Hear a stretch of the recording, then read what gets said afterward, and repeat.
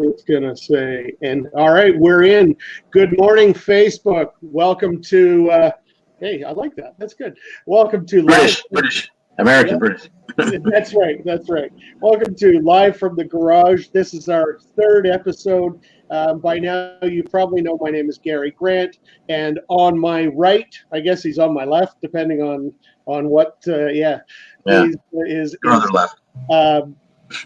Canadian motorsport legend Erik Tomas from Raceline Radio. He's a member of the Canadian Motorsport Hall of Fame, or an inductee, I guess is the word. And if you've been to a race around Ontario or around Canada over the last few decades, 28 years, you have heard Erik's name. You've heard his voice coming over the thing, or over the radio, or over the thing. Yeah, I know. Over the thing, yeah. Over the thing. Welcome, man. How are things going? Lovely to see you. This is cool. We've we're buds that go back a fair number of years, but and I've been following you fervently on your garage guy stuff and watching food here. I'm trying to eat a little healthier during this stay-at-home pandemic thing, and then you put up a picture of your stuff and a smashed cheeseburger, and I'm going, oh my God, I gotta have one of them, But this is cool. This is great. We can connect like this. We were just talking before we got on the air here that with the stay-at-home thing and doing the right thing, trying to do the right thing with this COVID-19 pandemic, that we have electronics, we have this ability to be able to connect with you via electronics and have a video thing and have it on the internet, and people can watch this thing, and we can discuss all kinds of things. We can discuss, racing and food if you want, and just some fun, and maybe a little Gettysburg too, because you and I have a wide range of interests. I think that's why you and I get along so well, because we like to talk about everything under the sun, Yeah, exactly. So let's say hi, Phil. How's life in the dump truck? We've got Erik. You would know Phil Bigioni, that's watching us as security. Hello, Phil. Security Phil, silver Dodge Ram at CTMP. Right on. So, yeah, we got a little bit of our motorsport community in here with us. Cool. And yeah, like the Gettysburg thing. I mean, sure. You've been. It's been a real passion of yours, and you're so close to it. It's so. What does it take you? 2.5 hours? It's about a 7-hour drive. It's a 7-hour drive. It's down. Gettysburg is in the severe south of the state of Pennsylvania. It's almost at the Maryland border. So it's a fair drive. I mean, our interest and passion for the American Civil War and all the lore that goes with it, and the drama that goes with it, and the horror that goes with it. But Gettysburg I have always been interested in the Civil War since I was a kid. And then when I met Miss Janice, they were on their way down to Florida. And back in those days, there was only one way to go down, and on a 30th, I kept coming to the highway. Anyway, they stopped in Gettysburg and thought it was such a cute little town, not really grasping the historical significance of that place. Okay. And then we just sort of adopted it kind of as our second home. We go down, and we've been going down, like Janice has been going down there since she's been 8 years old. I've been going down since I've known her, and that's over 30 years. We go down at least twice a year. We go in April. Of course, that trip was just kiboshed by COVID.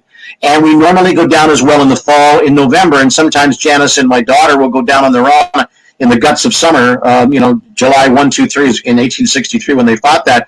But when you think about it, I want to get maudlin about the history of it here, but you figure that if that battle had have gone the other way and the South would have been able to separate from the Union, that neighbor down there that's going through a world of hurting right now, would have looked a whole lot different, and maybe our border would have been different, and the way we handle ourselves in North America is different. So that was the pivotal point where the Union finally got themselves the hold they needed to be able to stop Robert E. Lee and the Confederacy from rebelling completely and breaking away. So the significance of that battle that surrounds that town is really quite significant, and we've been entrenched by that. We have memorabilia in our house. We have our rec room just over behind this door here that's set up like a Civil War tavern. We have flags on the walls and stuff like that. Yeah. And we have a big wood-burning fireplace down there, and we have all of our big dinners are down there in a Civil War footing. But you talk about Gettysburg and its uniqueness and the museum that's there. You can tour the battlefield, and it's kept up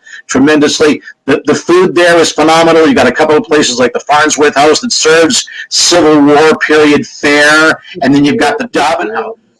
The peanuts soup, yeah, is just fantastic. And the game pie that they have, which is a pheasant-based dish, and they have spoon bread, and they have pickled watermelon rind at the Farnsworth, and it's set up like the parlor, the living room used to look like at that house during the Civil War. There's hundreds of bullet indentations on the outside of that because as the Union retreated through town after the first day, there was a lot of shooting downtown, and this building got a lot of it. Then the Dobbin House around the corner, there's another one. That house was actually built during the Revolutionary War, and in the bottom of that place is a thing called the Spring House Tavern, all stone walls, big wooden beams, and they've got phenomenal roast chicken down there and freshly baked bread and ice cold Yingling draft, which goes over very well in a hot day in Gettysburg. It's our second home, Gary, and we love going down. Yeah, I love that. As such a young continent, I mean, you look at Europe and you look at people that live in houses from before the thousands type of thing. It's so neat. Right on. It's so neat being in Gettysburg and being literally surrounded by the history, and it's not just it's not like a Williamsburg that's houses that have been moved there and people more touristy. Yeah, it's real. It's the houses, the houses that have bullet holes in them, or ball marks in the side of them. And, and I mean, it's incredible. It's I love the place too. I don't get down as often as you do, but I think it's probably been our boy. Been 7 or 8 years. Okay. And at that point, our boys weren't really old enough to really appreciate it. Yeah, they thought it was boring until we got to Devil's Den. There you go. And both of them, it caught their interest because the stories they had been told that they sort of I and whatnot. All of a sudden they could see, oh wow, then there's where that little kid was, and that brought it together for them, and I think both of them are looking to go back, which is cool. I like that. Well, the other thing too is Vic Henderson Jr. and other CTMP grid crew. We're on. We got all those folks joining us here, which is great. So the other thing too about Gettysburg, if I can just throw it in, if your kids got enthralled once they got down to Devil's Den, that's part of it. The topography around there was so different in places. It's amazing to see how they were able to work this battle in and around rocks and things like that. But if you're into the paranormal, there isn't a hotter place to go that within driving distance of where we are than Gettysburg. And you think of all the violent death that happened there, and down at Devil's Den, there is a Union soldier ghost down there, and more people have seen, hey, did you see the guy in the uniform reenacting this? There's no reenacting today. Farnsworth House, we just talked about. We've experienced paranormal activity in that place. So if you're into that stuff, it's something, you got to be careful with the ghost walks down there. Some of those guys are a little bit, you know what? I mean, if you look into what happened there, you can kind of understand it, but the place is enthralling for us, and I'm glad to see other people are interested in that as well. Once they open this border and they smarten up down there, we're going to go back down, and we hope that you'll make that trip soon if you haven't. Yeah. It's. I think we all hope that happens, but there's that mess. I mean, not to say that we're not in a mess, but we're not like what's going on. We're handling it a whole lot better than they are, Gary. Let me tell you something. We sure are, and yeah. I mean, politics aside, I think for the most part, our leaders have done a pretty good job of stepping up and being leaders at, Yep. at a real difficult time that, man, I don't envy any of them. No. It's not when you thought you were signing up to be a politician, you didn't think you were going to have that happen. No, but the basic difference is, Gary, and there's always going to be criticism of whatever they try to do, but the federal government, and I'm no fan of Justin Trudeau, and the provincial government, and I think Ford and both Justin and Doug have done a remarkable job in handling this, getting financial aid out to most Canadians. Unfortunately, there's always going to be people falling through the cracks, but he promised financial aid, and our family needed some in terms of my wife's business and a few other things as well. They've come through and they've handled this, and hopefully more Ontarians and Canadians and Quebecers, I mean, they want to open up a little early, which I think is a mistake. We can't knock this thing back, but I think when you talk about the percentage of our population base, which is a lot lower than it is in the U.S., Yeah. I think with the number of cases that we've had, the number of cases that have recovered, and sadly we've lost some people, but I think they've handled it very, very responsibly. What we have to remember is that we can't put profits before people, and that's what's happening in the States right now, and we can't let that happen here, because if we do, we knock this all back to zero, we start all over again. We're going to be in quarantine and isolation for much more months than we need to be, and the border, when we need to do some traveling, I mean, commercial traffic is getting over, but that border won't open this year if anything nuts happens here, so we just got to stay the course, be patient. In the short term, pain, but long term, it's going to be the best thing for us. And I think so far we've been doing a pretty good job with it. Yeah, I think so too. You talk about your lovely wife's business. I don't know if you can see if the comment sidebar shows up. I don't have that, Gary. No, sir. So it'll show on the Facebook side. So, Okay, sure. So say hi, Janice, because Janice is watching. She's upstairs. That's Ace Alignment, 64 North Street in St. Catharines. Be there, be square. At 6 feet apart. The slogan is, ain't it fine to align at Ace Alignment? And we added the line at 6 feet apart. And they're practicing social distancing in there. The idea being that as an essential service, as an automobile repair shop, that we need to make sure that when you're going out for your groceries and delivering, stuff to your seniors and your friends, that your car is safe, your winter tire changeover, all that stuff. So Ace is open along with a lot of other small garages as well. Just 2 mechanics there, and Janice has been doing a phenomenal job keeping those guys in there and the lights on. And we'll get through this. It's going to be tough right now, but in the long run, this is the best way we can tackle this. Well, and I think I firmly believe that those that make it out are going to be stronger in the long run. I think so. I think so. I think it's going to be. I saw a thing on a story somewhere that flew by on Facebook yesterday with Roger Penske talking about. You can't always be negative. Sometimes you look at adversity and it's an opportunity. You know what it does? It also, I think, makes you more appreciative of the family unit. I mean, we've been forced to work from home. The kids are home. You're doing some homeschooling, but people are saying, you know what? We're sitting down. We're turning off the television. We're playing board games. We're talking. We're all around the dinner table talking, and that rarely happens in this day and age, Gary, and you know that.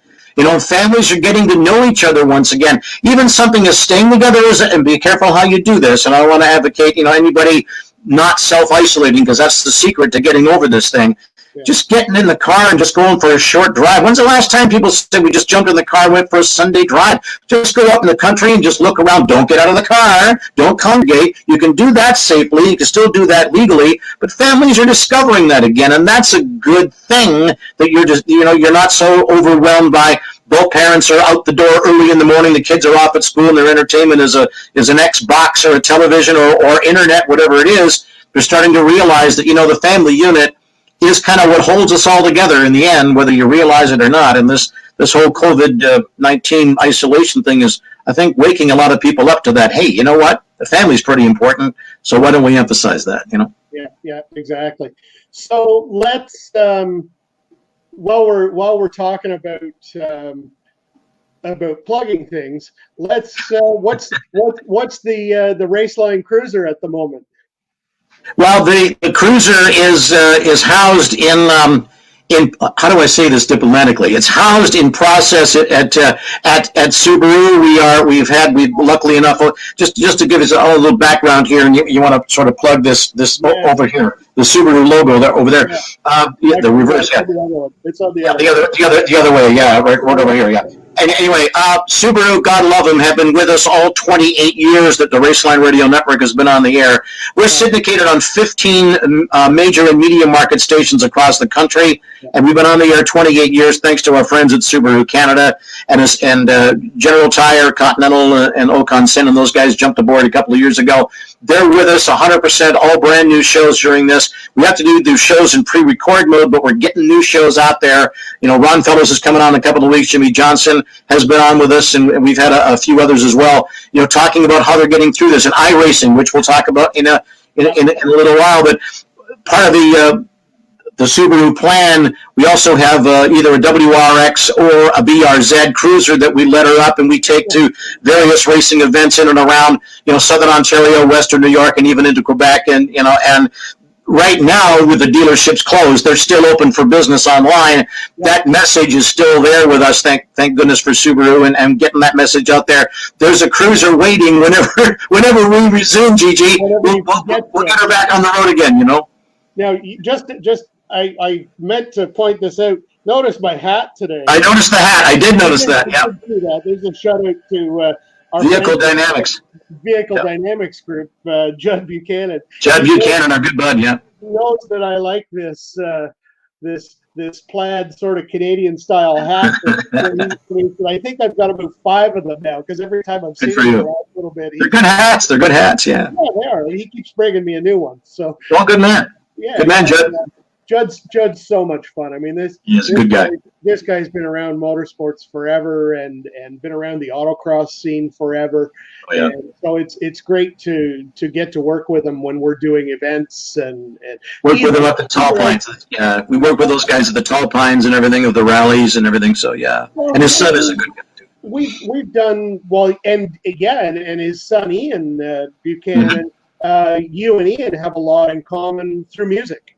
Absolutely, yeah. I know he's a musician as well, and that's something else we've been doing here. I've joined a band, a power trio down here. I think we're sort of on hiatus for a while, but I've got my bass. I've been playing bass since I was like 13. I'll do a little singing as well in various bands through life here, and it's sort of my hobby. Racing is my profession and my hobby, and then playing music is another hobby too. So, the other thing too, like along with you and I are doing here, you can actually get together with your friends over Skype and over various StreamYard and Zoom and various systems where you can actually have little jams together and sort of keep in touch that way. But by virtue of the internet, you can learn new tunes very easily, a lot easier than you could back in the old days when we started, when we were just, kids, plunking around like Joe's garage or Gary's garage, if you want, and learning the crap. But that's something else that keeps us busy.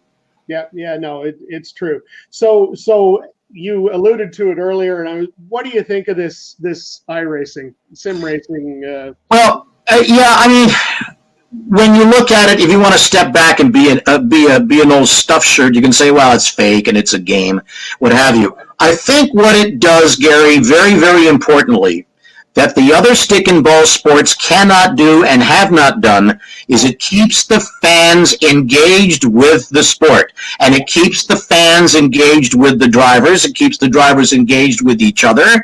It's entertaining. It looks pretty good. If anybody crashes, nobody gets hurt. And the damage is easily fixed. But it keeps people NBC, Sportsnet has got it on there. There's authentic car noise. They get the regular announcers doing this stuff. So, Mike Joy and Jeff Gordon and Lee Diffie on the IndyCar side and the F1 guys, so they're all doing it. F1, IndyCar, NASCAR, even the World of Outlaws, sprint cars and late models are doing it. The rally people are doing it.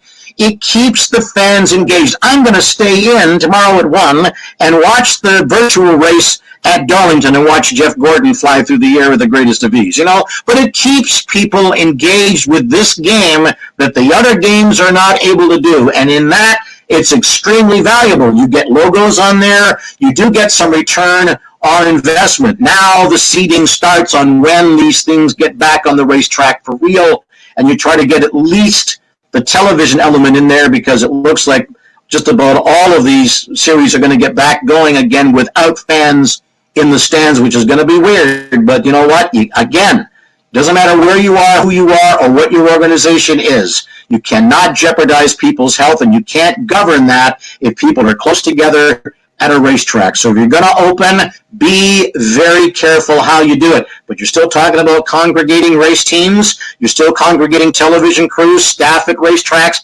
All that has to be considered, because if you open, Gary, if you open early, like May 17th, like NASCAR wants to, and all of a sudden the numbers spike in your area, they're going to have to shut it down, and we're going to go right back to ground zero again and start all over again. So you got to be very careful how they do this.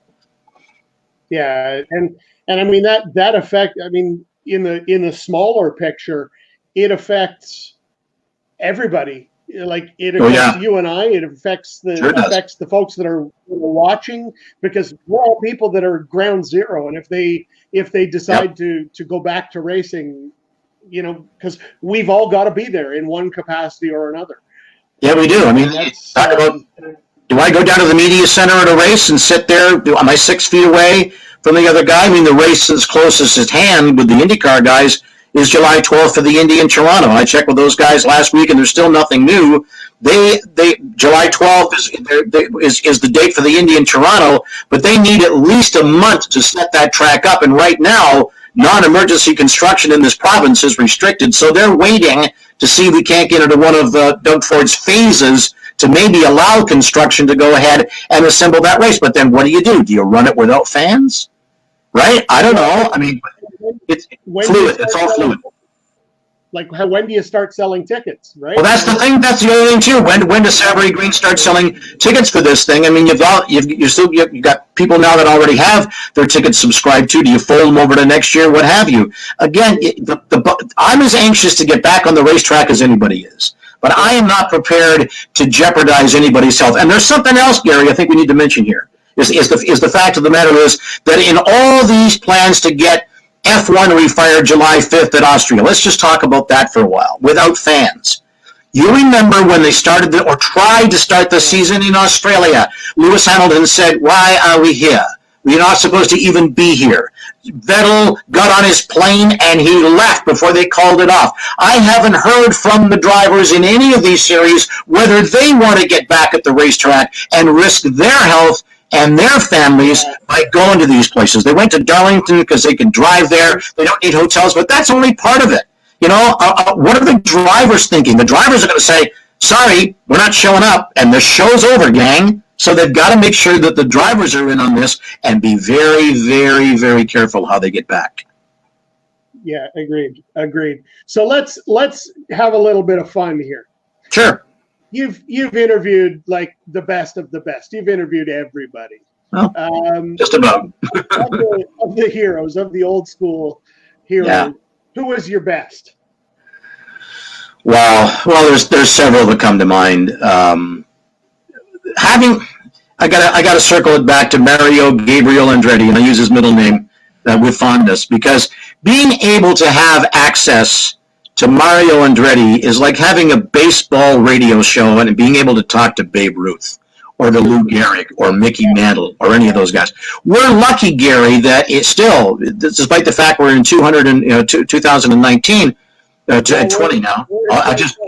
Add on one more year. Our sport is still relatively young compared to those other stick and ball sports. So legends like Mario, like AJ Foyt are still around and still with us to tell us the stories. But to have access to guys like Mario, and it's not just his IndyCar stuff. He's an F1 champion. You want to make Mario's eyes dance in an interview? Talk to him about running champ cars on dirt tracks at Trenton and at Langhorne and at those old tracks, and you can get his eyes to dance, and you talk about stuff like that, even with AJ, back to these guys who started on clay, who started on dirt, and the dirt part of our sport is still very active, and thank God that it is. But and then to top it off, to have Mario Andretti as the guest when we were inducted into the Canadian Motorsport Hall of Fame, and Mario, and he comes up to me and congratulates me on getting into the Hall of Fame, where he is and where Michael is, and where Nigel Mansell is, and Gilles Villeneuve and Jacques Villeneuve is. What a special thrill that was. Then you think about guys, a long drawn-out answer, which I'm famous for, and I apologize for it, is one of the guys that really made an impression on me, and the NHRA drag racing guys always make an impression on me, because these guys want to refire coming up, with the Gator Nationals, very soon, and got to be careful. They allow fans in the pits for no extra money. Your GA gets you into the pits. You got to be careful how you congregate fans. But Kenny Bernstein, when he was driving Top Fuel, is one of the legendary names in the game. And you can talk about Garlits, and we've talked to him too. But I remember one time on the show, we were due to talk to Kenny Bernstein. They were running, I think, in Brainerd, Minnesota. And this was when we were doing live phone hits almost exclusively. And it was getting up close to the window for him to call, and sure enough, with about 30 seconds left before the segment started, the phone line lit up, and there was Kenny Bernstein, and Gary, he stopped his car on the highway in a major rainstorm to get to a payphone to get that interview done. And for guys to be that conscientious, we work with some of the best athletes in the sport, and I've been in radio 45 plus years, and I've covered Major League Baseball, NHL hockey, NFL and CFL football, and they have all great athletes. Some of them aren't that great, but pound for pound, our racing guys are the best in the business, and it makes it easy for me when you got guys like Bernstein who will do what he did to make sure the interview. He gets it, Gary. Without fans and without the entertainment thing, this sport is done city. And he understands that, and other drivers do too. The IndyCar guys are fabulous, almost to a man. The NASCAR guys, the F1 guys, if you could get through their media gauntlet, are excellent people, and and they're great interviews as well. And they get, just what I like to do. And again, long answer is I like to, like we're doing right now. I like to sit down with a guy that I know. Maybe not wanting to do the interview. Michael Andretti is a prime example. He's a private, quiet guy. He would prefer not to be interviewed, but he will do it. And if you disarm him with something that's nothing to do with racing, let's pick another example here, because I love the world of outlaws. I love dirt, because I'm a dirt modified guy, as you know. I live down here in modified country. Donnie Schatz, multi-time champion of the world of outlaws, is a guy who is not one of the world's best talkers. Interesting guy, but I know he likes hunting. And I know he likes dogs. So the first 5 minutes of the interview, we talked about dogs and about hunting. After that, it was a piece of cake to talk about sprint car racing. So there's a technique you can use. Don't ask the same questions over and over again. Man, we're seeing that with this COVID-19 thing. The media are just re-asking the same questions over and over again. How these guys aren't, the politicians are like Justin and Doug are not pulling their hair out, I have no idea. And I mean, I'm a member of the media too, but just listen to the answers. They may have already answered your question. But those are two names that come to mind, and they're, as you say, there aren't many stinkers. John Force, by far, one of the best interviews. That's two drag racers right there. But our guys are some of the best in the business in terms of great interviews in professional sport. So I've never been able to crack Michael. But Mario, I mean, you don't have to try hard with Mario. It's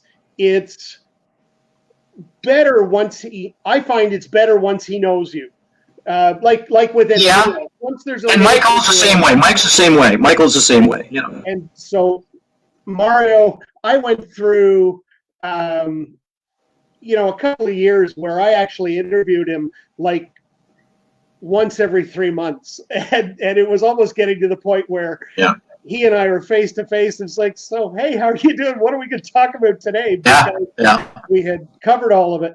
Well, then I found the absolute best way to light him up. We're at Las Vegas Motor Speedway, and Claire Joe and I were there, and you've got an old Italian guy who's got things that he's passionate about, right? Well, and we had been watching. Claire had been watching, and the whole room, every single person asked him, "So, what do you like better, being a race car driver or owning a water?" Yeah. And so we kind of hung back, and then I said, "Hey Mario, great to see you again." He says, "Gary, what are you guys you're here again? What's going on?" Here again. And I said, "So something we haven't talked about in the last little bit. When was the last time that you were at Mosport?" Oh yeah. And his face lights up. Oh yeah. And says, "Wait a minute. Is the back straight still named after me?" Yes, it is. And off he goes. Yeah. But the last time he was there was right around the end of Champ Car. Mm-hmm. Okay. When they were trying to determine whether they could run them at Mosport or not. Yeah, did like a search out there to see the facility. Yeah. And no, he ran the car. Okay. He ran a car. Okay. And the hump was there. Oh, nice.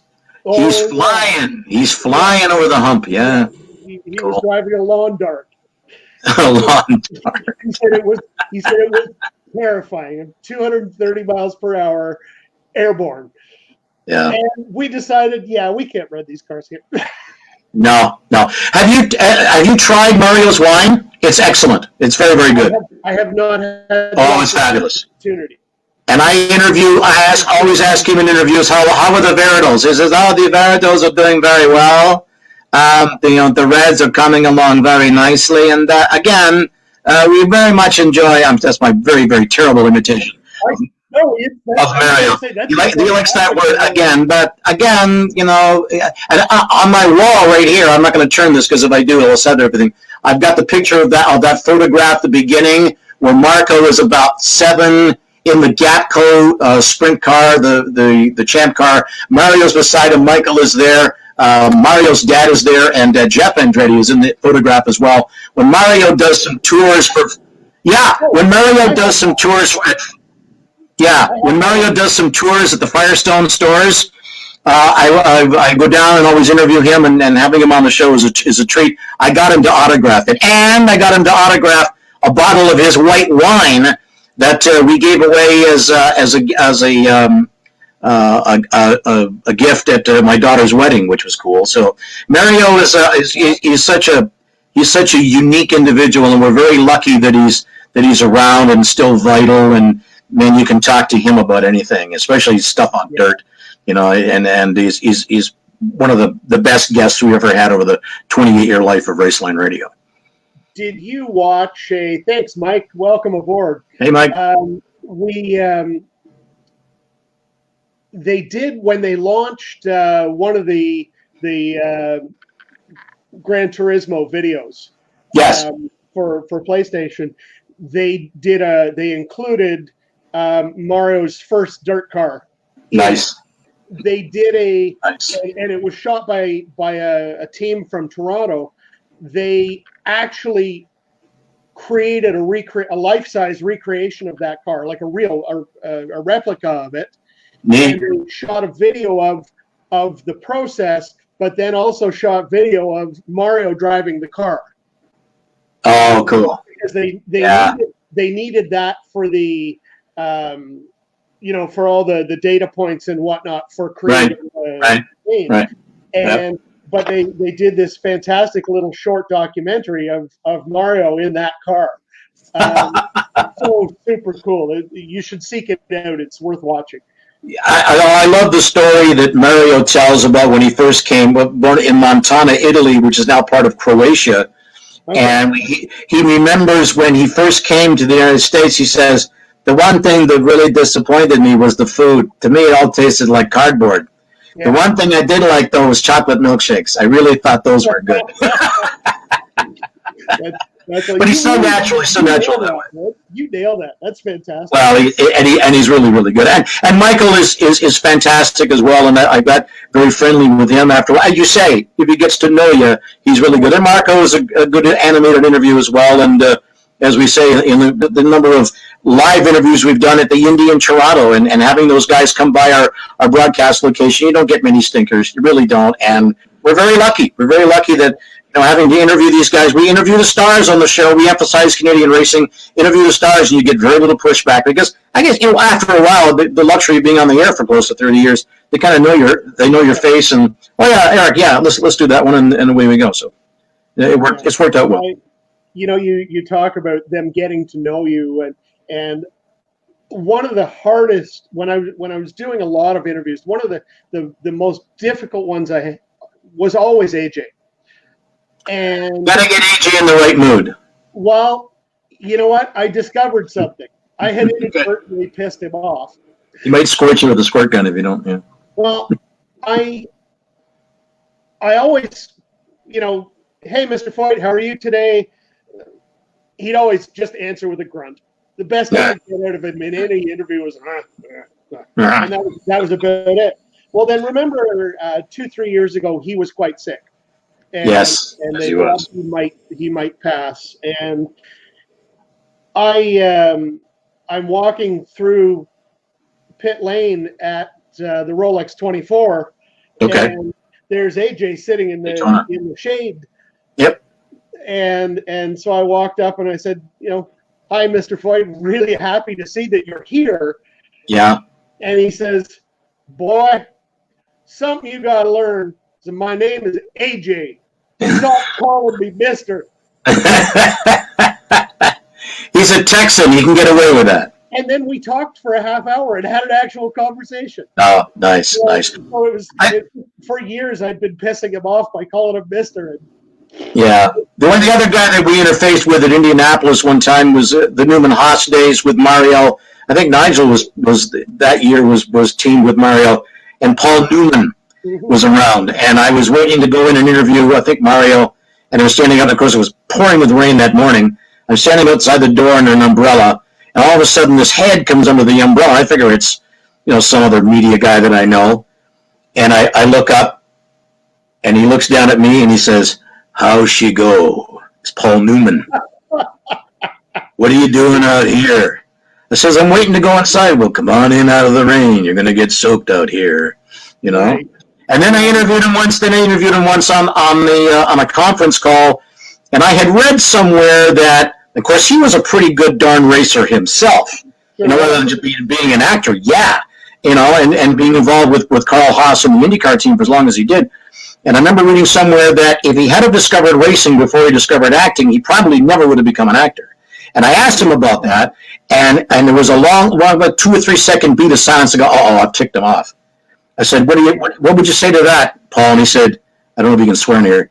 To that, I would say bullshit. And he says, no. And he was a great actor, and of course, one of the legendary actors, and a pretty good race car driver, and had his hand in the sport for the longest time. And there's another legend that we've been lucky enough to interface with over the years that we've been covering this silly game of ours, Well, and I've heard similar discussions with Jason Priestley and with Patrick Dempsey. Mm-hmm. Where guys have said, what, racing's not my job, racing's my passion. Yep. I need to go to my job to pay for my racing. Yeah, exactly. How to spend a large fortune in racing, start with a small one. What's that saying? Something like that. I got to get it backwards. Doesn't matter. No, the other guy that comes to mind, Gary, which is totally unrelated, and I never had a chance to interview him. And everybody laughs when I say this. Remember the Smothers brothers? Hi, Fran Bushart. There's our good buddy, Fran Bushart in Buffalo. Yep. He's just checking and just saw that in the bottom of my screen. Fran is a guy I've worked with on area tracks around here, Merrittville, Ransomville, and a few others. Fran being an announcer. He's probably the biggest historian on Southern Ontario, Western New York modified racing. The guy's got an encyclopedic mind and memory on old drivers and when they started and when they stopped. And nice to have Fran here. Dick Smothers, the Smothers brothers. Yeah. Dick Smothers had some racing aptitude as well. I think if you look back in the history there, and he had to make a decision on whether or not he was going to continue on in the comedy duo with his brother, and of course all the shows they did on CBS and what have you. But Dick Smothers was a guy who surprises you when you mention that name. Really didn't know that? Yeah, Dick was a guy with a lot of racing aptitude as well. So there's a bunch of names around that are affiliated with this game. Nope. Gary, I think I've lost you there. Maybe there's all kinds of them. There we are. Smothers brothers were involved with a. Oh, yeah, I blipped out for a minute. I think the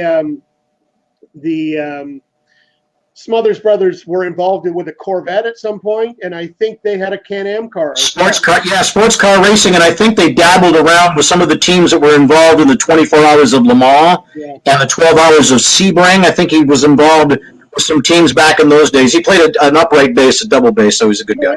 He might have also raced a Formula 5000 car. He might have. You would probably remember that more than me.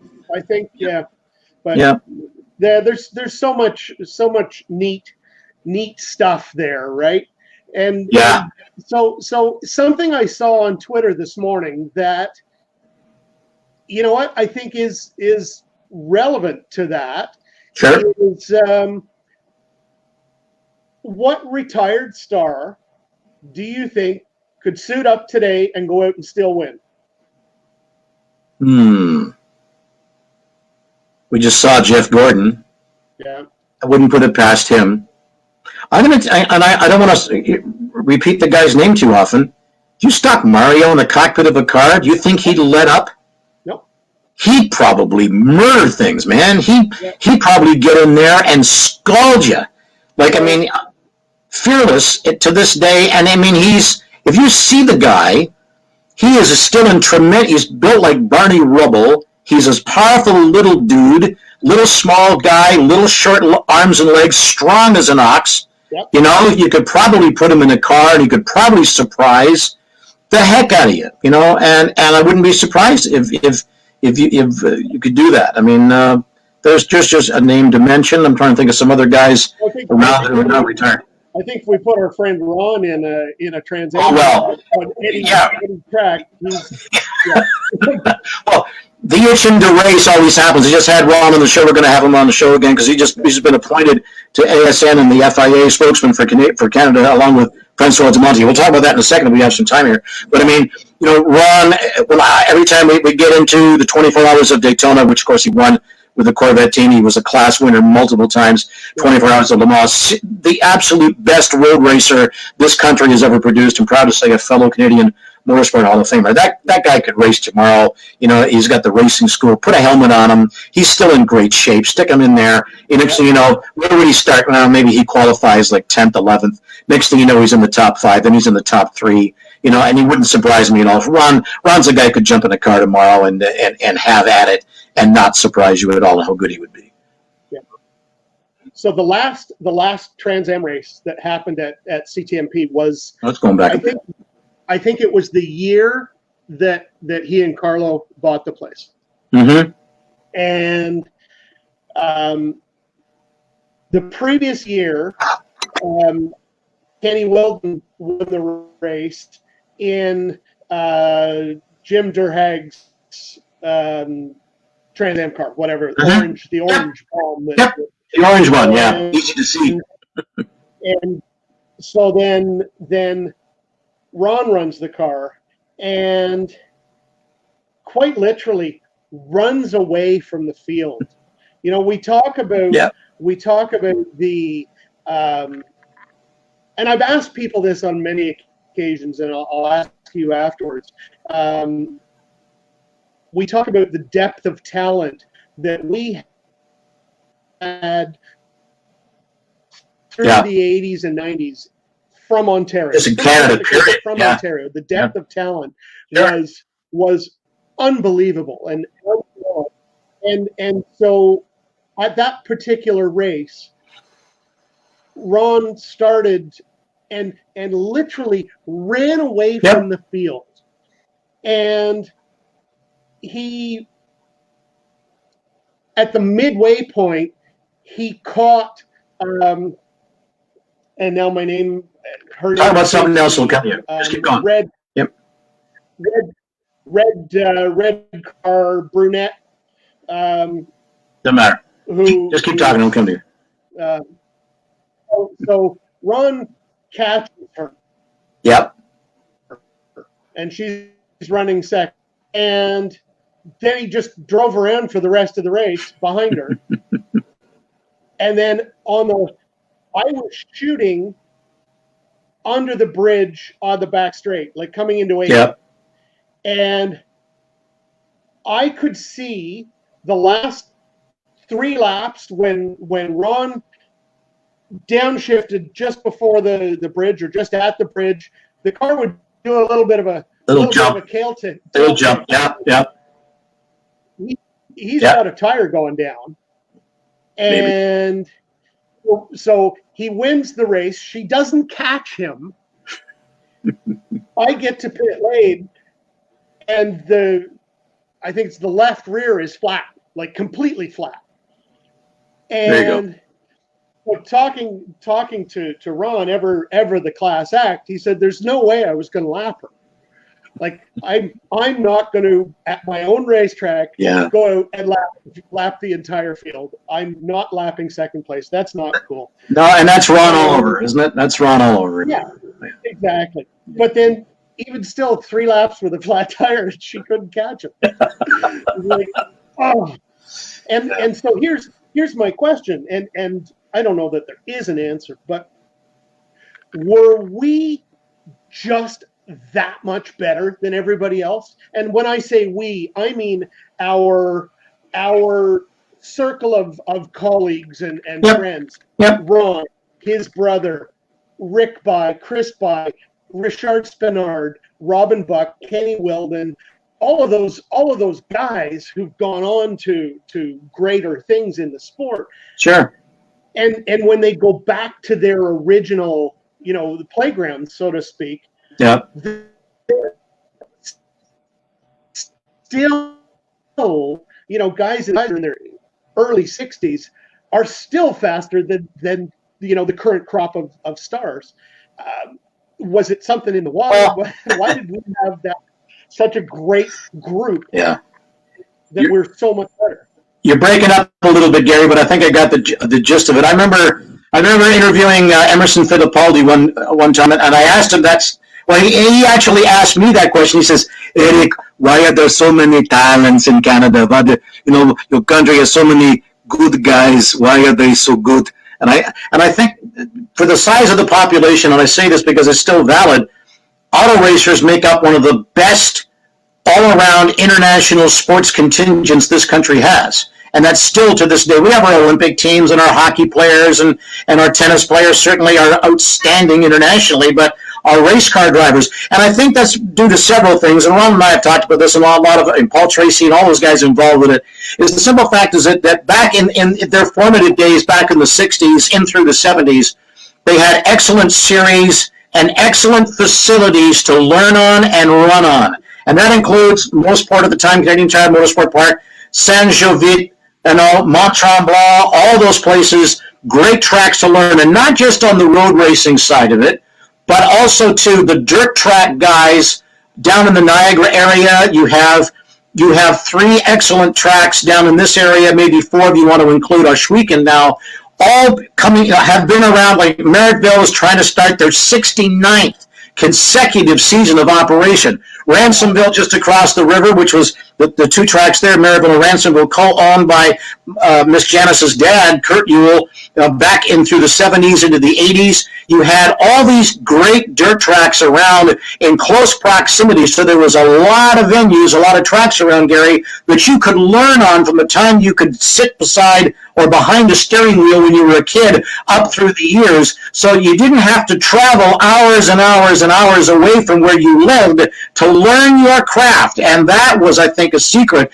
as to why we have so many talented guys in this sport going back generations and even to what we have now. Heck, whenever they get it going, we're going to have 2 Canadians in Formula One. With Lance Stroll and Nicholas Latifi, who is a lovely guy, great guy. He's a brand new guy. So that continues to this day. And I think it's because not only did you have excellent series in the beginning, but you still have a nice concentrated population of top-notch racing facilities. And his friend Bushart there is mentioning you've got promoters who are smarter now than they were in the old days, where they're now working on one common set of rules. You didn't need to build a car to run at Holland that you can't run anywhere else, or a car at Merrittville that you can't run on the other dirt tracks around there. That has helped to propagate the amount of talent, in this country. And it's the same in Western New York. You've got, facilities, asphalt, you've got dirt, you've got drag strips as well. Let's not leave out the straight liner, guys. And these tracks as well, Gary, have very, very vibrant go-karts or karting programs where they're learning to run on dirt and on asphalt. Look at the karting mechanism, that they've got a Canadian Tire Motorsport Park. That's where their kids are learning, and they've got top-notch facilities just basically a few miles down the road. And I think that's the main reason why we see so many talents in this country. I agree. It's have a great feeling of pride sometimes when I see what our country has produced. Oh yeah, absolutely. And then we're seeing them on television. PT on TV and a few others as well. And carrying on that tradition, and the Hall of Fame helps to make sure that people know about these folks and that we recognize them. Scott Goodyear and his contributions. I mean, he's involved in F3 and F4 racing with SCCA. Still very, very, very much involved, in the sport, and that's good. The people at Multimatic, just up the road from where you are, man, those guys are building chassis in the 4GT program with Ganassi and the stuff that they're doing now on the cutting edge of this stuff. And I mean, it may not just be on the racetrack, but you think about the engineering side of it in this country that has been amazing too. Well, you think also there was recent news. The whole Multimatic thing really, really excites me, because I know so many people that are involved, and the whole package is so good.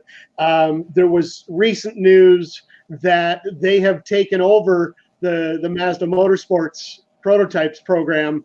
So it's really kind of neat that, they went, what a lot of people don't realize is that prototype program, when it started, the car was developed at Multimatic, and it was prepared by Sylvain Tremblay's company in Florida, who's a Canadian guy, right. The team, and they ran it with Sylvain for a number of years before saying, okay, you know what? No, we need results. We need to go to a proven winner. So they sent it to Team Yost, and Team Yost did the thing. And I don't know all the politics behind it, because I haven't spoken to John Doonan lately. But just the fact that, okay, now it's coming back to Multimatic. So it's once again Canadian cars returning home, and we can say, all right, it's Mazda Motorsports. It's the Mazda. No, it's the Canadian car, and it's going to win Le Mans if Le Mans happens in them. Well, also as well, and yeah, you froze up a little bit there again, Gary. It must be the traffic on the line here. A lot of people are at home using the internet. So the other thing too, we're talking about Multimatic and the engineering there. Let's not forget that a guy that runs a dirt modified chassis company in St. Catharines, and Pete Bicknell, multi-time champion, builds between 200 and 300 dirt modifieds that are used up and down the eastern seaboard, and are winning races hand over fist every summer. He's got a place, his shop in St. Catharines, where they're churning these things out. One of the busiest cottage industries in the entire province in regards to racing. He also has a store in Niagara Falls, New York, and he did have a store in High Point, North Carolina, which I still think he does. And he builds components that are used in the NASCAR Xfinity, the NASCAR trucks, and even the Cup Series. So there's another Canadian who's got his roots, and of course he still races himself, who's building dirt modified chassis that are unsurpassed in the industry. So our talent on the racetrack is certainly more than notable, and still is, but the engineering end of it is still very, very vital. Some of the sharpest, smartest guys in this game happen to be Canadian, and we have a right to be proud of those guys too. Yep, and you know what? Even right through the, we've got guys like Mike Cannon, who was Hinch's crew chief for whatever for years now. Mike Cannon for Kyle Moyer, all those guys. Oh yeah. Yeah. So people necessarily know that Mike's the son of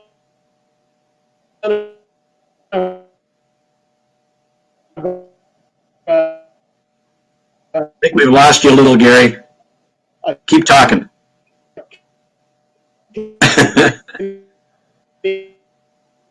Canadian Can-Am. I think. Yeah. Gary, you're frozen again, bud. Uh-oh. I think we lost Gary. I don't know if we're still on the air, ladies and gentlemen. I have no idea. I'll stay here until I'm told different. Well, I'm connected. I don't know whether Gary is. I think the feed's gone down. Has it? Probably. Let me try and reconnect. The checkered flag there. Oh, are we back? I think we're. I think we. I was doing tap dancing. I don't know if the feed's live or not. But here we've got a heck of a rainstorm. I'm Erik. Gary's off. Eric's. Are you signing off, Gary? I've lost you again, bud. I'm still on, according to my lovely wife. I think. Oh, there he is. There he is. Look, we're both. Okay, good. The miracle of electronics. The miracle of electronics. Yeah. Well, I think I am in the garage using Wi-Fi instead of a cabled connection. Oh, that could be it. We've also got a rainstorm going on here, so it might be affecting it. I don't know what's going on. Anyway, it's almost 12 noon anyway, so I think we're good. You think we're getting any racing this summer? Yeah, I think late in the summer. If you're talking local tracks, I mean, Merrickville Speedway is just like 5 minutes from behind me here. Yeah. He vows that he's going to run even if it's only for 2 weeks. I mean, after Labor Day, the weather around here starts to get a little dicey, but I can see the NASCAR thing going without fans and at least starting that. I can see F1 doing the same thing, but again, they've got to pay attention to local quarantining rules and social distancing and health regulations. Otherwise, this thing is just going to be counterproductive. I think we're going to see racing, but let's remember, everybody, we still are only just going to start May here, and Bransonville is only due to start at the beginning of May anyway. I still think we're going to see racing, but it may be July, it may be August. I don't think it's going to be, if it's in June around here, I still think we're nuts if we try that. And I know a lot of racing fans are going, God, I want to get back to it too. But you can't blow this up now. We're going to get on top of this, but if we go back too soon, we're going to blow it all up, and I'm not willing to do that. And I think a majority of the drivers and teams and fans don't want to do that either. I think we'll see some, but I don't think it'll be till later in the summer. Yeah, I would tend to agree with you. Well, on that note, I think while we're both still fairly clear, we should say goodbye to everybody, and thank you very much for watching. Erik, where can they find you? The Raceline Radio Network. I've got a Facebook page, and I'm on Twitter, and I'm on Instagram. And you can check out our Facebook page for stations and times near you. We're 15 stations strong across the country, 18 airings a week year-round, thanks to our friends at Subaru and General Tire. Another final plug for those guys. But still on the air, Gary. You're a good friend, and it's a pleasure to get on here and do some food yakking, some Gettysburg yakking, and some racing yakking with you. Keep up the fight, my lad. Enjoy it. You're a good friend, and ready to jump on with you anytime, my friend. Take care. Appreciate it. Yeah, have a great one. Thank you, everybody. Thank you, Janice. Follow us. Well, if you're here, chances are you're already following us at the Garage Guy on Facebook. If you're in Durham region, keep an eye on our page. We're feeding people every night for dinner, and we'd love to feed you. Have a super day and stay. Take care of your dinosaurs, everybody. Be safe. All right. Peace out, everybody. So long.